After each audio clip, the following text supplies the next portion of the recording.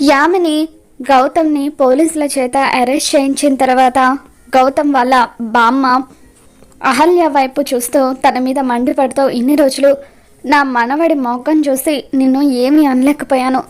నా మనవడిని పోలీసులు అరెస్ట్ చేసి తీసుకెళ్ళిపోయిన తర్వాత ఇంకా నువ్వెందుకు ఇక్కడ, ఒక్క క్షణం కూడా నువ్వు ఇంట్లో ఉండడానికి వీల్లేదు అని చెప్పి అనామికను పిలిచి అహల్యను బయట గెంటేమని చెబుతూ ఉంటుంది. ఇక దాంతో గౌతమ్ వాళ్ళ అక్క అహల్యను బయటకు గెంటేస్తూ ఉంటుంది.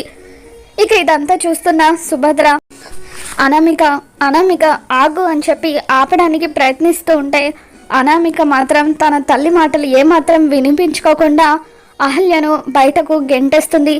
ఇక అహల్య అనామిక తోసేయడంతో కింద పడిపోయి ఎంతగానో ఏడుస్తూ ఉంటుంది. మరోపక్క పోలీస్ స్టేషన్లో ఉన్న గౌతమ్, సార్ ప్లీజ్ సార్, ఒక 1 అవర్ టైం ఇవ్వండి అని చెప్పి అంటూ ఉంటే, నీ మీద పెట్టింది నాన్ బెయిలబుల్ కేస్ కాబట్టి నేను వదిలేయటం అసలు కుదరదు అని చెప్పి ఆ ఎస్ఐ స్ట్రిక్ట్గా చెబుతూ ఉంటాడు. ఇక దాంతో గౌతమ్ చేసేదేం లేక అలా సెల్లోనే నిలబడిపోయి బాధపడుతూ ఉంటాడు. మరోపక్క ఇంద్ర గురించి, గౌతమ్ ప్రేమ పెళ్లి గురించి వివరాలు తెలుసుకోవడం కోసం అని చెప్పి కాశ్మీర్కి అర్జున్ బయలుదేరి వెళ్తూ ఉంటాడు. బుల్లెట్పై బండి మీద అర్జున్ కార్ని ఢీ కొట్టబోతూ పక్కకి తప్పించడంతో అప్పుడు అర్జున్కి యాక్సిడెంట్ అవుతుంది. ఇక బుల్లబ్బాయి సడన్గా బ్రేక్ వేసి కార్ వైపు చూస్తూ ఉంటాడు.